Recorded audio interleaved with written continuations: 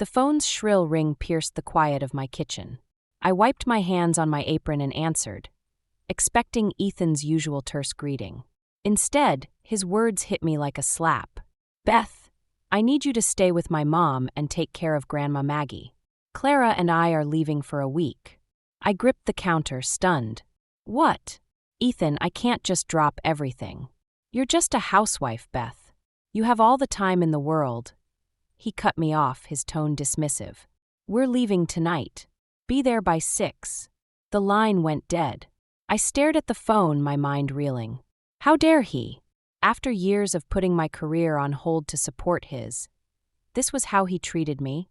I arrived at Clara's Grand Colonial Mansion at 5:55 p.m., my overnight bag slung over my shoulder.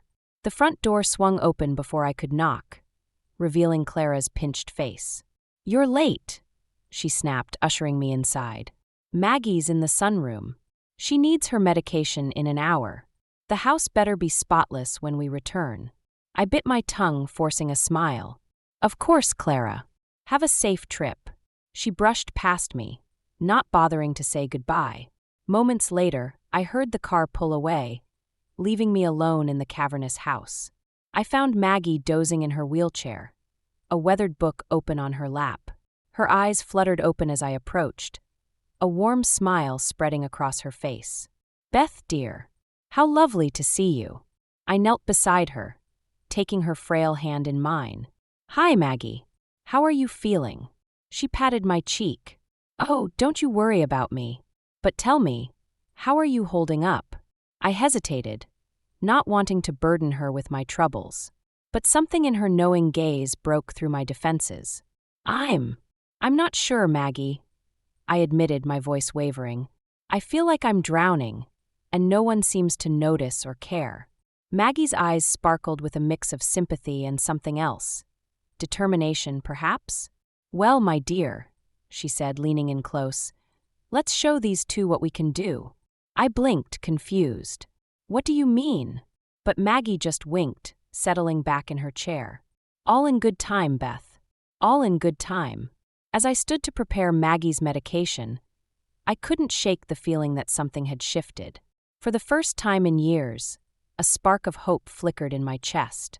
Whatever Maggie had in mind, I was ready to listen. The next morning, I woke to the shrill ring of my phone. Ethan's name flashed on the screen. "Beth, I need you to go to our house and water the plants. And don't forget to pick up my dry cleaning." I sat up, my jaw clenching. "Ethan, I'm already taking care of your grandmother and this entire house." "I can't. You're just a housewife, Beth. You have all the time in the world," he snapped. The line went dead. I stared at the phone, fury bubbling in my chest. Just a housewife? Is that all I was to him now? The day unfolded in a blur of chores and errands. I scrubbed floors, did laundry, and prepared Maggie's meals, all while trying to manage our home remotely. By evening, I was exhausted and seething. As I helped Maggie into bed, she patted my hand. "You look worn out, dear. Is everything all right?" I hesitated, then the words tumbled out.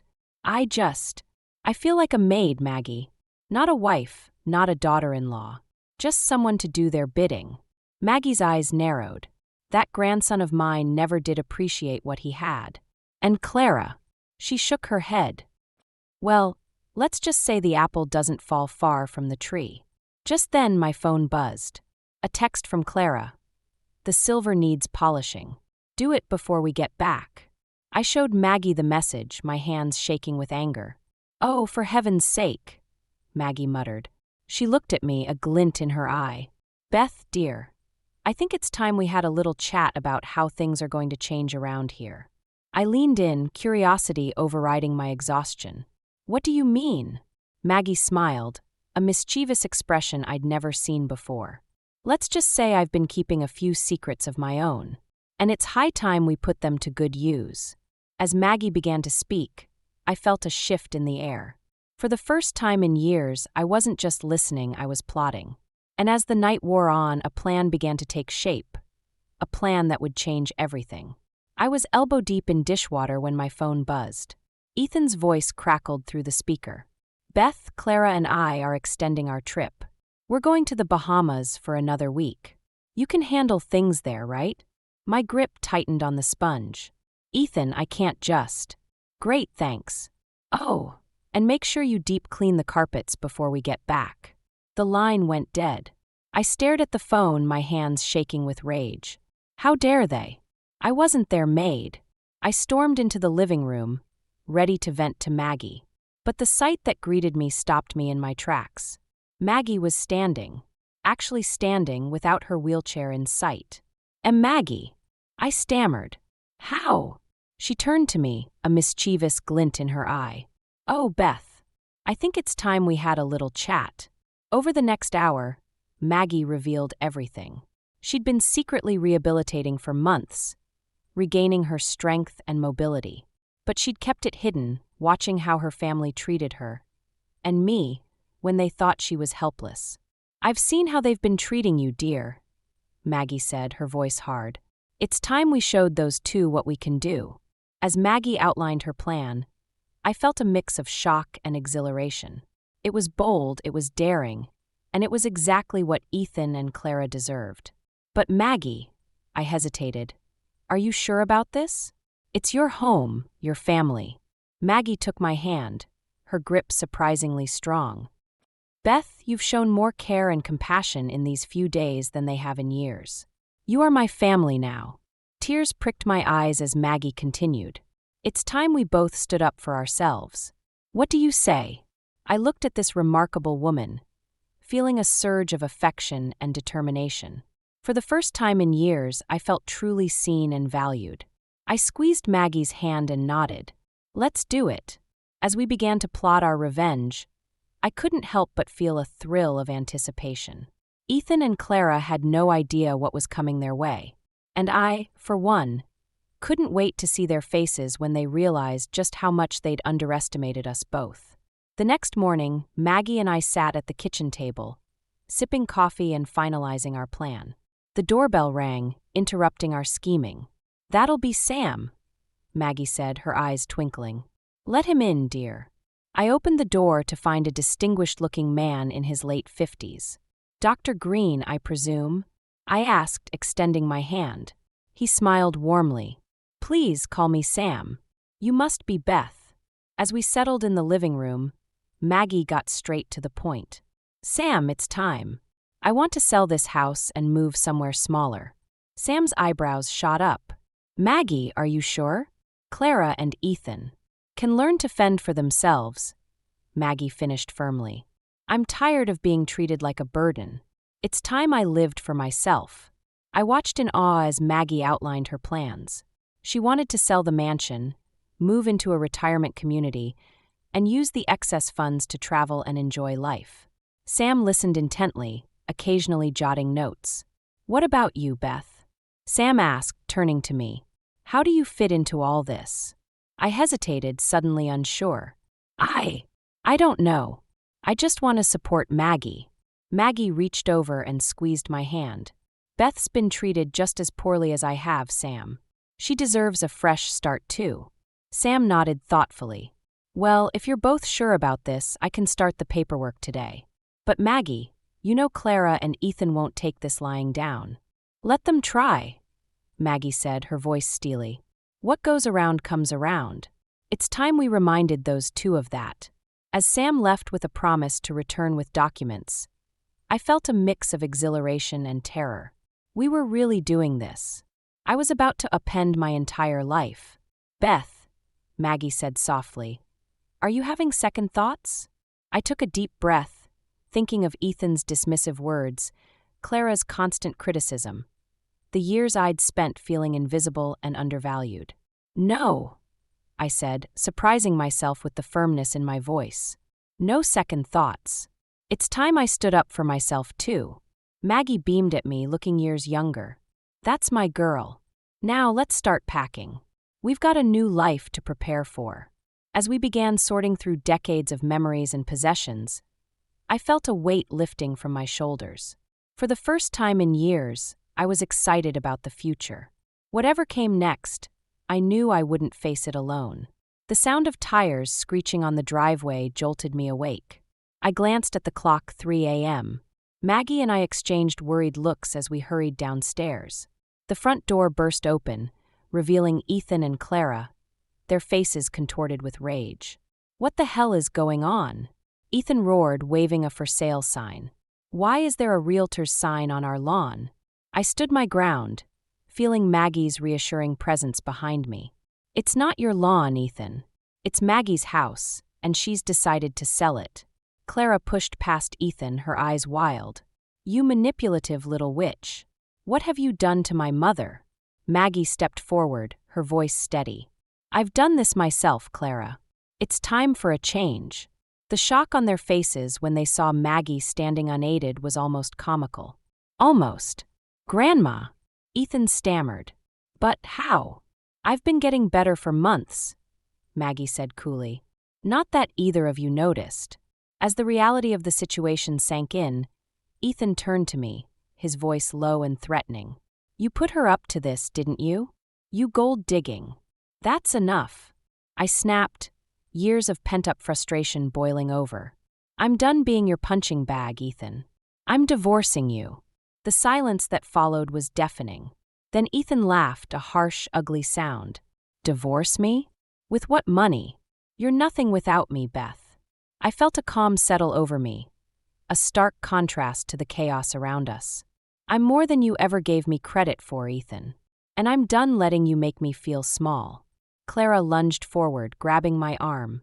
"You ungrateful little." Maggie's cane came down hard on Clara's wrist, forcing her to let go. "That's my granddaughter-in-law you're manhandling, Clara. I suggest you both leave before I call the police." As Ethan and Clara stormed out, hurling threats and insults, I felt a weight lift from my shoulders. I turned to Maggie, tears in my eyes. "Thank you." She hugged me tightly. "No, thank you, Beth, for giving me the courage to stand up for myself, too." As we watched the taillights of Ethan's car disappear down the driveway, I knew there was no turning back. The road ahead would be difficult, but for the first time in years, I felt truly free. I pulled out my phone and blocked Ethan's number. It was time to start my new life on my own terms. 3 months after the confrontation, I stood outside Sunshine Meadows nursing home, smoothing my new uniform. My first day as a caregiver, and my nerves were on edge. "You've got this, Beth," I whispered to myself, pushing open the doors. The familiar scent of disinfectant greeted me as I made my way to the staff room. My coworkers welcomed me warmly, and for the first time in years, I felt like I belonged. As I started my rounds, a commotion near the entrance caught my attention.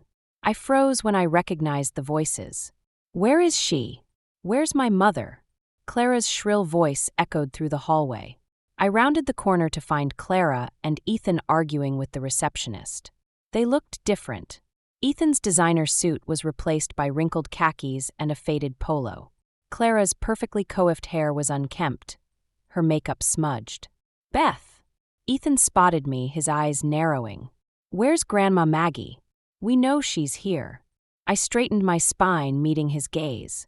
"Maggie's a resident here, yes, but I can't disclose any information about her." Clara lunged forward, grabbing my arm. "Listen, you little homewrecker. We're living in that tiny apartment because of you. You've ruined everything." I gently but firmly removed her hand. "You're the ones running away from your responsibilities. Maggie made her own decisions." Ethan's face contorted with rage.